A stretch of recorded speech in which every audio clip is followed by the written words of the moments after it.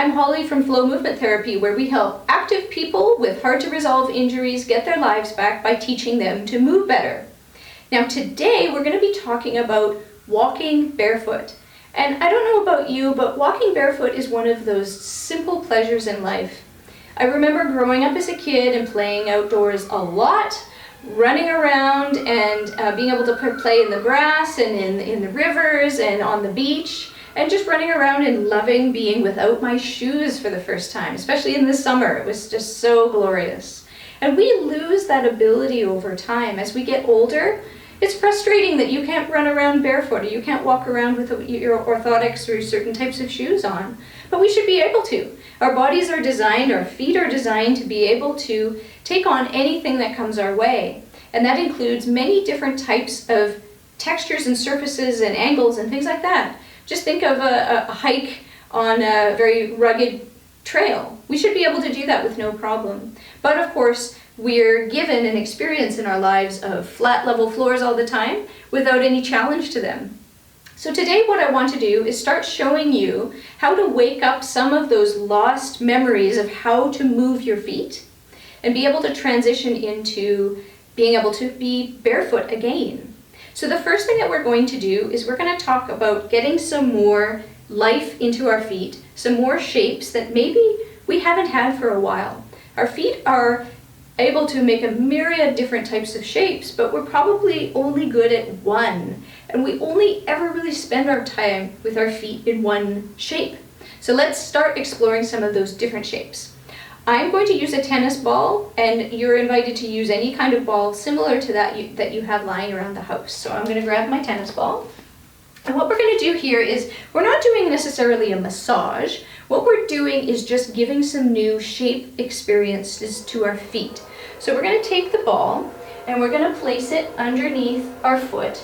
And it's not about putting our weight into the foot or massaging or trigger points or anything like that. It's about teaching our foot some new shapes. So teaching our foot to create curves over top of the ball that perhaps they've only ever made this type of shape. So this is a new experience for our foot. So we're going to start off with just under the ball of the foot.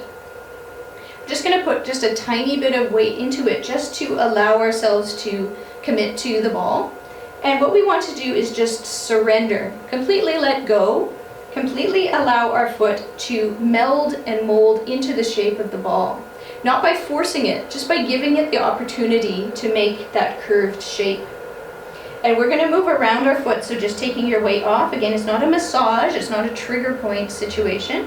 We're just giving an opportunity for our foot to make some new shapes that it's not used to making.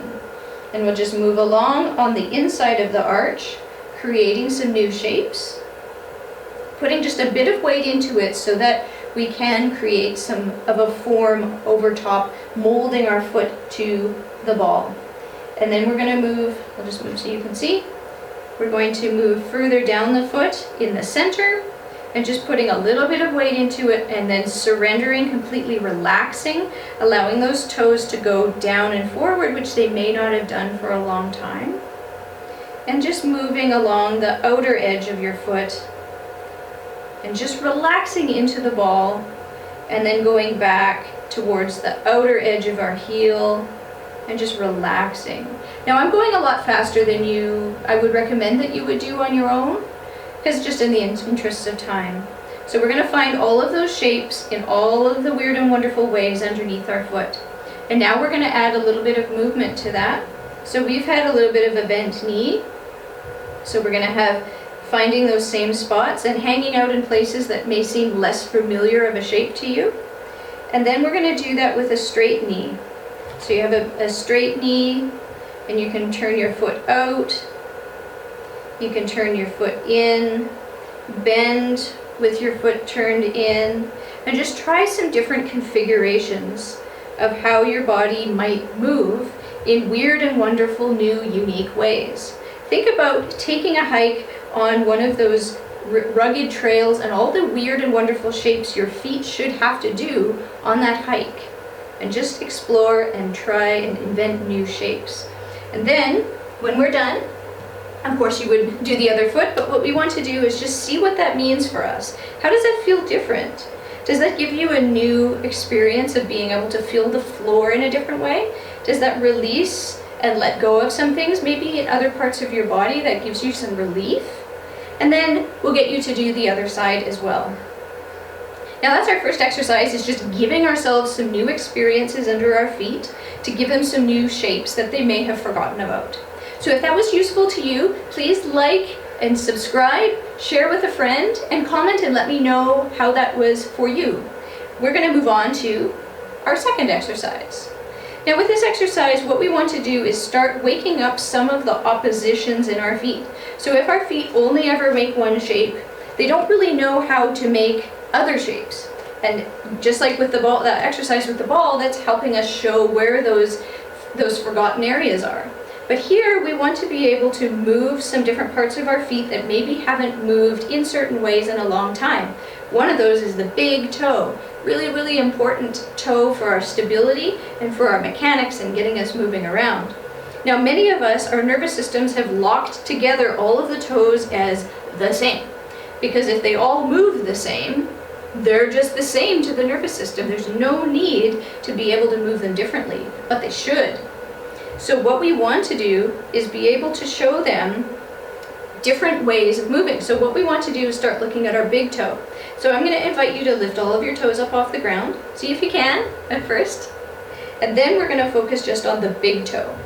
So we're going to lift just our big toe off the ground. See if you can. See if you can lift it up, put it back down, lift it up, and put it back down.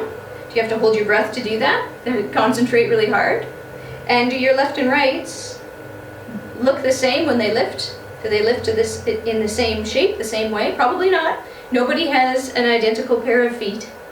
But what we want to do is start introducing that movement without having to do it, having to lift our toes off the ground. So what we're going to do is start incorporating both a stretch to give some experience to the tissues underneath your big toe, and then get some movement into it. So we're going to go up against the wall. And what we're going to do is we're going to create a bit of a stretch as we do this movement. So what we're going to do is you're going to find a corner of the room, and we want to put our toe up against the corner, and we want to only go as far as it feels comfortable to be able to do that. So we don't want to go too far. We only want to go where we feel like, okay, we're not going to freak out, our nervous system isn't going to go crazy.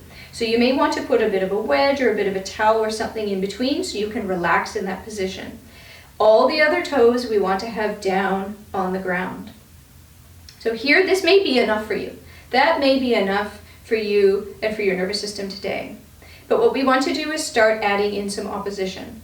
So what we're going to do is we're going to start bending that knee and shifting our belly button forward towards the wall. It's okay to put your hands against the wall if that keeps you stable. And we're going to start getting some movement on top of the opposition between your big toe and all the other toes. Shifting your weight forward and getting your knee to bend on top of that and getting some movement into those oppositions and bringing some awareness to the changes in your foot. And so here, this might be something that's a bit too much, so you can back off. But what we want to do is start getting that opposition. And then the other thing we want to do is switch it up. So we're going to put all of our other toes up and our big toe down on the ground. And as we do that, we're going to do the same thing. We're going to bend and straighten the knee, shifting the belly button, the middle of your body forward. It's okay to have your hands on the wall. And just getting some movement with that opposition between your big toes and all of your other toes. So I invite you to try both of those exercises out and just see what that does in terms of some more awareness in your feet and helping you transition into being a lover of bare feet again. We want to make sure that you're doing this slowly, so I don't recommend just ditching your orthotics and getting rid of your shoes and running around barefoot and hurting yourself. We want to do that slowly. We want to get our body some new experiences and give it time and be patient with this and let it be ready for this. So we want to slowly transition into that. Other things I would recommend would be little textural obstacle courses for yourself. So you can grab a towel, like this one, much longer of course, or a yoga mat that you roll up. And we want to be able to, as you walk along, just be able to walk on different textures and walking in different directions, being able to experience what it feels like to put your heels or your toes in different configurations and different shapes, and walking along, keeping your balance, but being able to get new experiences underneath your feet so your feet are used to doing new and weird and wonderful shapes. Now, if this was useful to you and you want to dig even deeper with this, I'm now offering 30-minute free calls anywhere in the world so we can start working together on what's going on. So if you want to get some more dexterity in your feet, you want to go back to being a barefoot lover, then go to my website, flowmovement.ca, set up your free 30-minute call, and I would love to help you. Thanks for watching.